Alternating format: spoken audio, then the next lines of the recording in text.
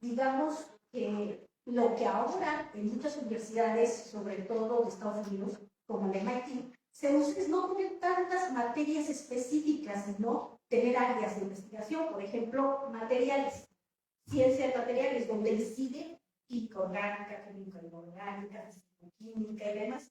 ¿Por qué? Porque de alguna manera en la actualidad la química, o inclusive otras carreras, no nada más la química, la ingeniería química, se hace, ha aumentado tanto los conocimientos que se han generado que es ya muy complicado saber en qué área se tiene que colocar en algunos casos y se tiene que pues, generar más y más áreas, ¿no? Vamos a ver este para adelante.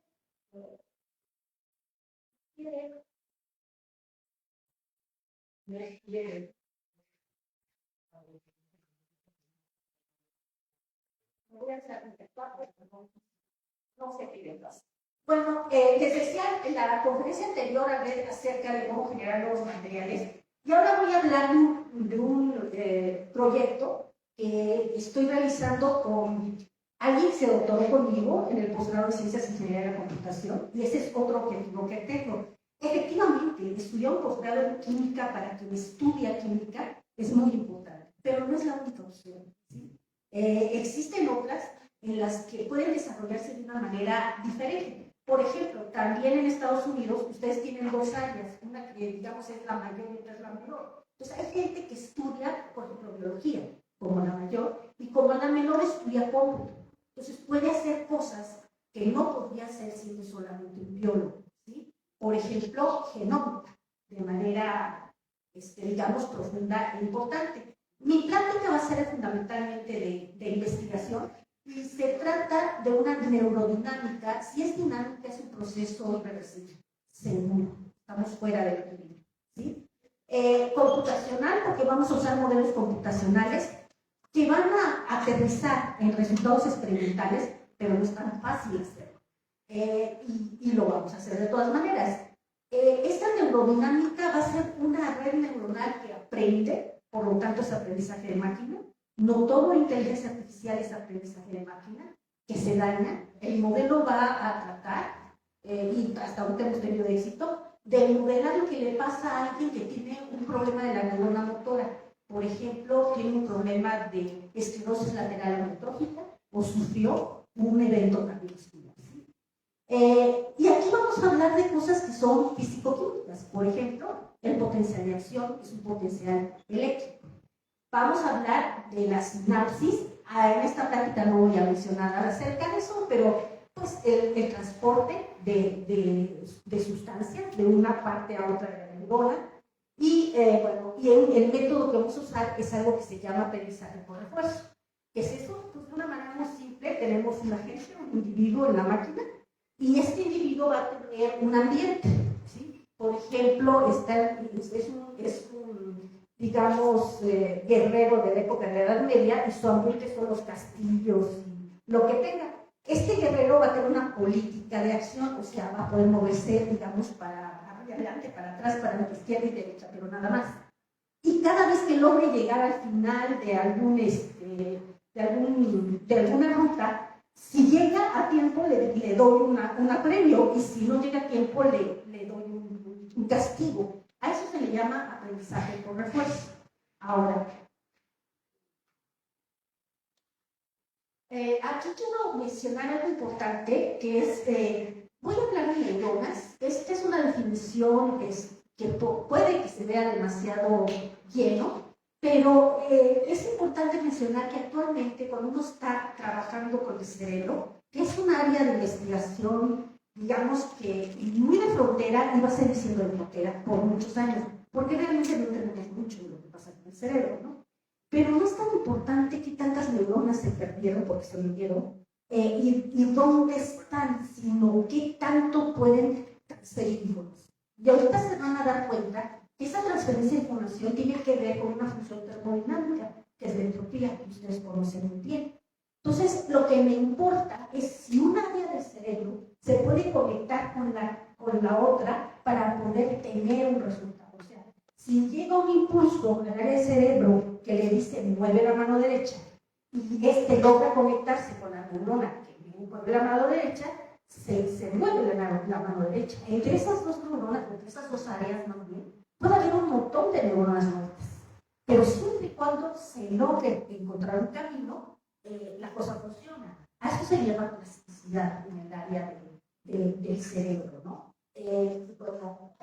Ahora, estas zonas se les llaman conectomas. Y si se fijan, esto viene de conexión. O sea, me importa que se puedan conectar las cosas, no que tanto se perdieron. Hay gente que pierde todo un lóbulo del cerebro, por ejemplo el izquierdo, y el otro lóbulo puede recuperar la mayor parte de las tareas. Y hay gente que solamente tiene un accidente cardiovascular en cierta área del cerebro y ya no puede hacer un montón de actividades. ¿Por qué? Porque en el primero se lograron establecer conexiones, porque, digamos, estas conexiones no necesariamente son físicas, normalmente son de funcionalidad. Y el otro no sé, ¿sí? Entonces, el conectoma ahora es como el equivalente al genoma. Y abajo, en la parte de abajo, ustedes tienen la imagen del conectoma completo de la mosca de la fruta. ¿Por qué? Porque es el cerebro más chiquito que podemos estudiar y realmente es muy difícil encontrar ese conectoma. Así como se trabajó por muchos años con el genoma humano, se está tratando de encontrar el conectoma del cerebro humano, lo cual evidentemente es un mundo de trabajo y de información. Bueno, y aquí vuelvo a los sistemas dinámicos. Nuevamente, los sistemas dinámicos son procesos irreversibles, procesos termodinámicos irreversibles. Es la materia que quiero que ustedes eventualmente puedan poner como optativa. Y además vamos a usar conceptos de mecánica estadística. La mecánica estadística es un área, sobre todo cuando trabaja en físico-química, no física, que conecta lo que pasa a nivel microscópico con lo que pasa a nivel macroscópico desde el punto de vista químico. Ustedes en la carrera estudiaron el punto micro, cuando estudiaron la estructura de la materia, o química teórica, cuando están estudiando los átomos, y también el punto macro, por ejemplo, cuando tienen la ecuación de estado de clasidad. Y lo que debieron de haberle preguntado a sus profesores, si las dos cosas son reales, ¿cómo te puede una otra? Eso es lo que hace la mecánica estadística, ¿sí? Y me permite entender un montón de cosas. Ahora, el estado, mira, esta sí funciona. Entonces, voy a tener un potencial de membrana, eso es fisicoquímica.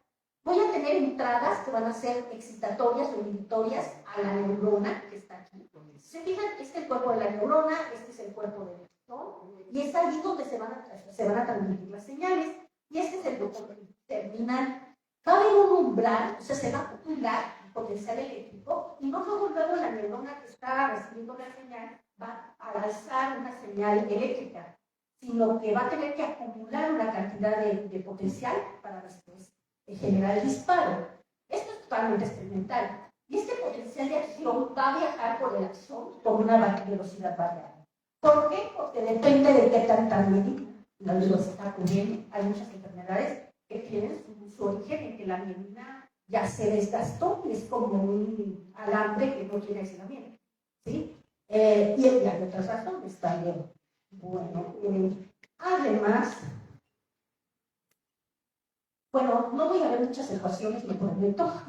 Sin embargo, sí me interesaba ver que se dieran cuenta, este es la velocidad de propagación del potencial de acción por las siglas en inglés, y vamos a tener una ecuación para poder calcular. Es una ecuación físico-química, obvio no vamos a reducirla aquí, pero fíjense cómo depende del radio del axón.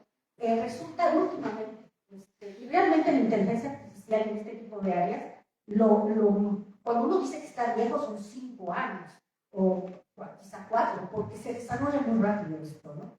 Entonces, ahora se ha encontrado que el axón no solamente es tubular, sino que se forman como esferitas. ¿Por qué? Porque existe distinta resistencia, elasticidad de la membrana, dependiendo de las características de la misma.